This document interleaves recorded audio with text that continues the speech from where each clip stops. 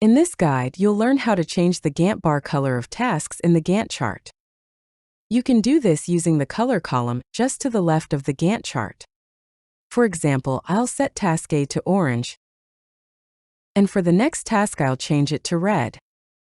As you can see, the selected colors immediately appear on the Gantt bars.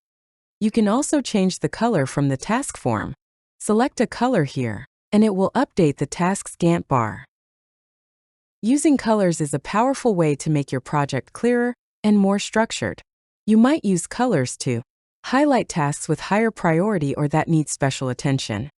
Show which tasks require a specific competence. Mark tasks that must be handled by certain resources. Group tasks that belong to the same phase. Or separate internal work from customer-related tasks. By assigning colors with a purpose, you make the Gantt chart easier to understand at a glance and help your team immediately see what needs their attention. And that's how you change and use Gantt bar colors in Starbrix.